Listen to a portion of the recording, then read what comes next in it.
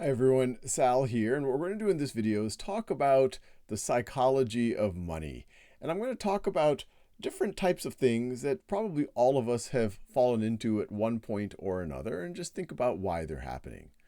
So the first thing you'll often see when thinking about money, actually it's not necessarily the first thing, but a common thing you'll see is known as the herd mentality. This is sometimes just looking at other people doing something and figuring out that, well, maybe I should be doing that as well. That could happen with investments. Let's say a bunch of people are piling into, say, a stock or cryptocurrency. And even if you don't really understand what's going on, you just will say, hey, everyone else seems to be doing it, so I'll do it as well. It could also be with personal expenditures.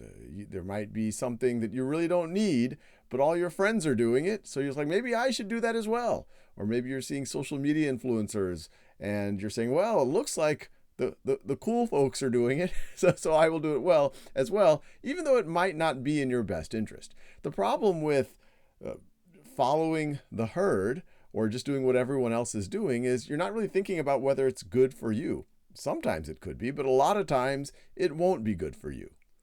Now, something that could play with that is oftentimes known as the present bias. And there's different ways of, of phrasing it. But that's really the idea that you're not thinking about tomorrow. You're just like, hey, it's in the moment. If I don't have this fun right now, if I don't get this thing that I've always wanted right now, life is short, let me just do it.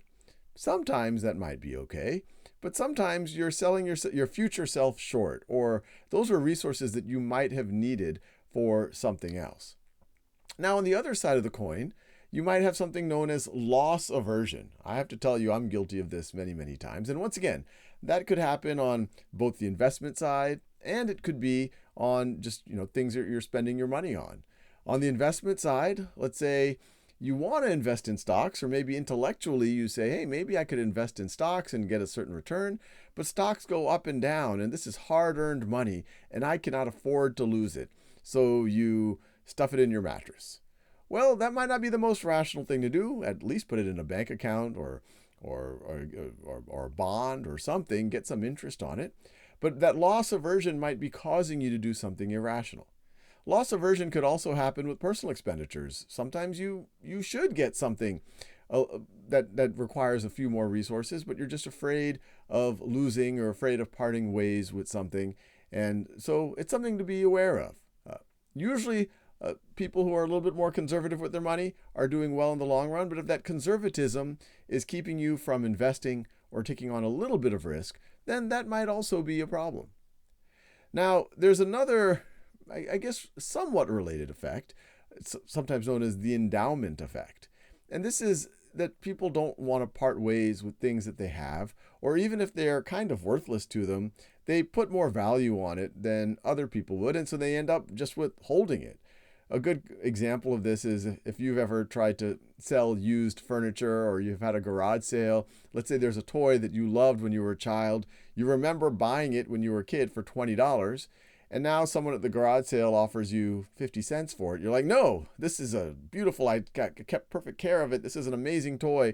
But the reality is if you don't sell it for that 50 cents or a dollar or whatever you're willing to get for it, it's just going to be taking up space in your house.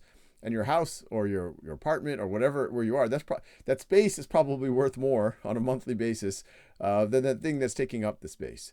So that endowment effect of putting too much value on things that you already own and not wanting to part way with it, that can sometimes lead to things like hoarding and frankly just making your life not as good. And you could probably get some money for it as opposed to nothing. So I will leave you there.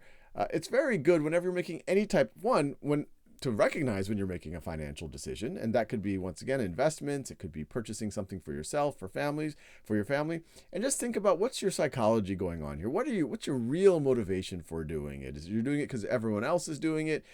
Are you doing it or not doing it because you're afraid of risk, because you're afraid of a loss? Are you doing something irrational?